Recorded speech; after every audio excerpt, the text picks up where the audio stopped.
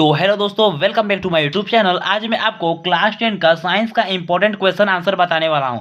मैं जो question answer बताऊंगा बहुत ही इंपॉर्टेंट है, बोर्ड एग्जाम में रिकॉर्ड तोड़ दिया है क्वेश्चन। अगर आप टारगेट क्लासेस 4.0 पे पहली बार आए हैं तो इस चैनल को सब्सक्राइब अवश्य कर लीजिएगा। ठीक, आइए हम लोग बिना समय गवाए हम लोग क्वेश्चन को अपने देखते हैं। तो क्वेश्चन नंबर पहला पे क्या कहता है? क्वेश्चन नंबर फर्स्ट कहता है कि योगात्मक अभिक्रिया किसे कहते हैं? योगात्मक अभिक्रिया किसे कहते हैं? ठीक, उसके बाद अपना उत्तर देखिए। बहुत ही महत्वपूर्ण क्वेश्चन है, 2012, 13, 17, 19 और 22 में आया हुआ क्वेश्चन है ये। ठीक, योगात्मक अभिक्रिया किसे कहते हैं? वह अभिक्रिया जिसमें कोई दो पदार्थ तत्व भी हो सकता है और यौगिक भी हो सकता है। ठीक, वह अभिक्रिया जिसमें कोई दो पदार्थ आपस में यानी परस्पर संयुक्त होकर केवल एक नया पदार्थ बनाते हैं, योगात्मक अभिक्रिया कहलाती हैं। जैसे देखिए, यहाँ पे कैल्शियम ऑक्साइड है और H2O यानी कि पानी है। ठीक, ये दोनों आपस में अभिक्रिया करके यानी कि दोनों आपस में मिल करके कैल्शियम हाइड्रोक्साइड का निर्माण करते हैं, यानी कि CaOH का ट्वाइस कैल्शियम हाइड्रोक्साइड का क्या करते हैं? निर्माण करते हैं। ठीक, ऐसे ही एक बार मैं आपको और बोल देता हूँ।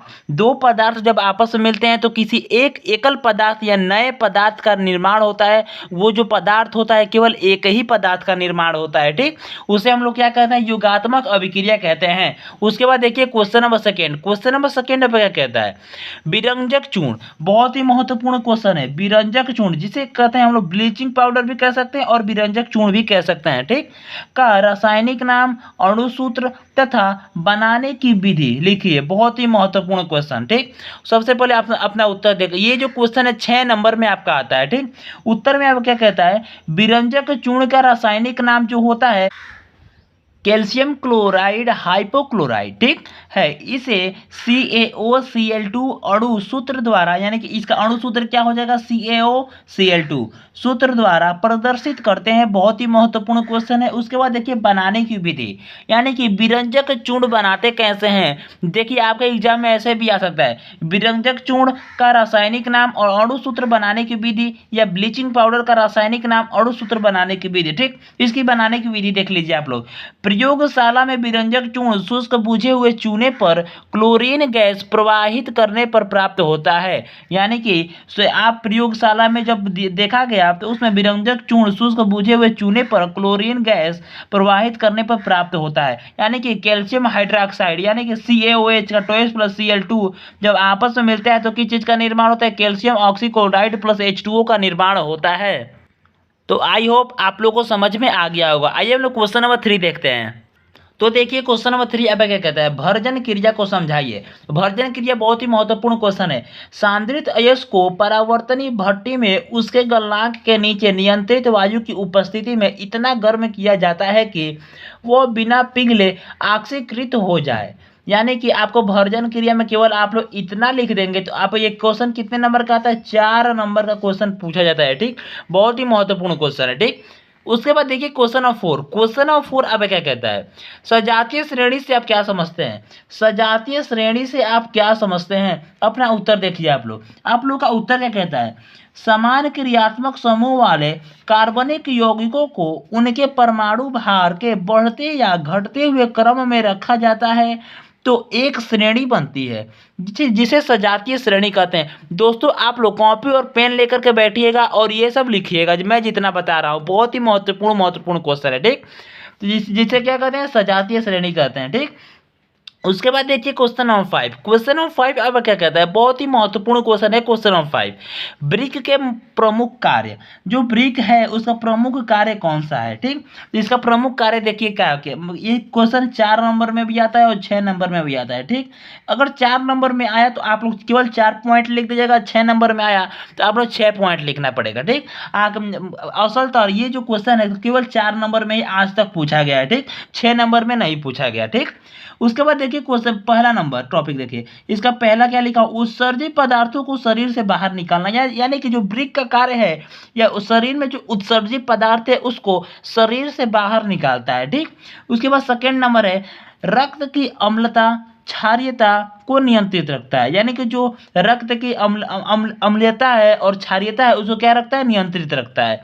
उसके बाद तीसरा नंबर क्या कहता है? शरीर के अंत वातावरण में जल संतुलन, लवण संतुलन को बनाए रखता है। और चौथा नंबर कहता है यह रक्त दाब को नियंत्रित करने में सहायता करता है। बहुत ही महत्वपूर्ण है चारों, इसे आप लोग क्या कर लीजिएगा, याद कर लीजिएगा। आइए हम लोग देखते हैं क्वेश्चन नंबर 6 देखते हैं।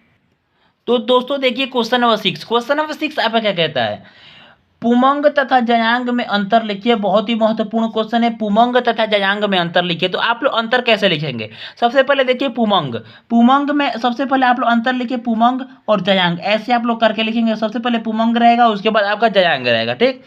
सबसे देखिए पुमंग पुष्प का नर जननांग है, इसका निर्माण पुंकेसर से होता है। पुंकेसर के पराग कोश में पराग कण बनते हैं। पुमंग में केवल इतना हो जाएगा। और जयांग में देखिए आप लोग क्या लिखेंगे, पुष्प का मादा जननांग है, इसका निर्माण स्त्री केसर से होता है। स्त्री केसर के अंडाशय में बीजाणु बनते हैं। बस आप लोग इतना लिख दीजिए, आपको कितना नंबर मिल जाएगा। ये क्वेश्चन 4 नंबर का पूछा जाता है। और मैं आपको बता दूं 2012, 2014, 2017, 19 और 23 में पूछा गया है क्वेश्चन, ठीक।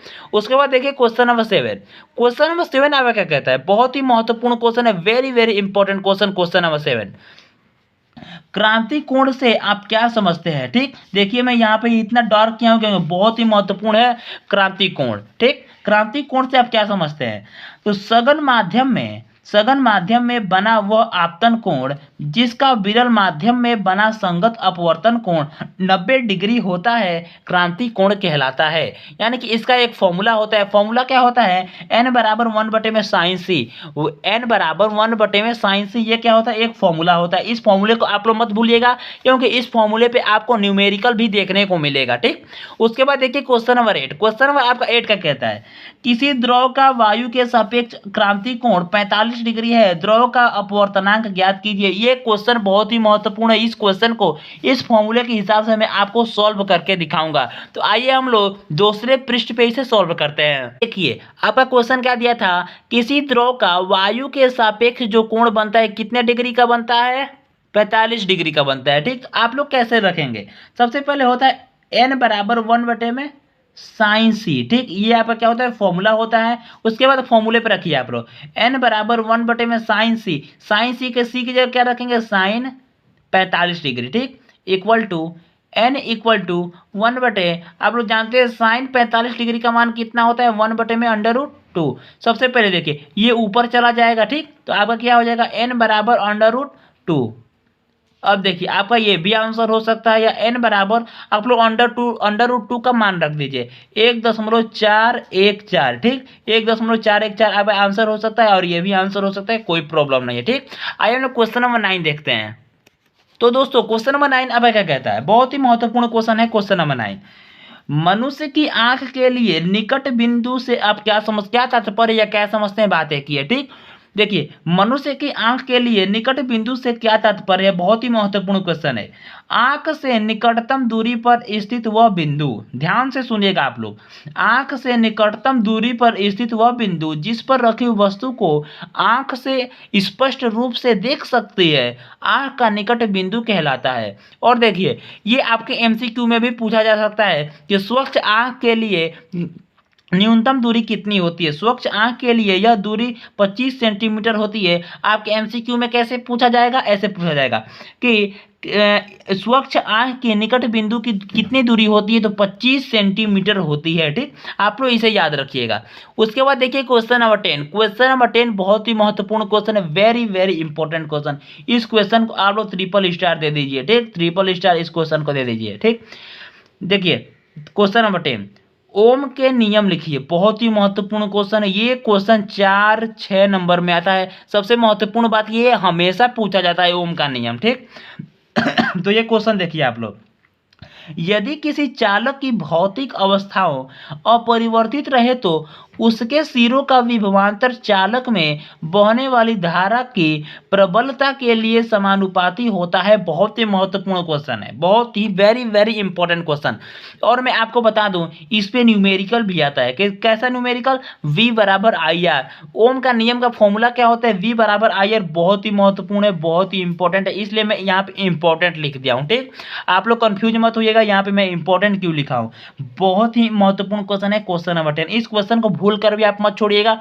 मैं आपको बता दूं, V बराबर आई आर पे कम से कम बता रहा हूँ 15 न्यूमेरिकल आप लोग सॉल्व करके एग्जाम में बैठिएगा, क्योंकि इस फॉर्मूले पे हमेशा बता रहा हूँ एक न्यूमेरिकल अवश्य आता है। न्यूमेरिकल आएगा या ये नियम आएगा ओम का नियम लिखने के लिए, लेकिन दोनों में से कोई आपका एक अवश्य आएगा 100%।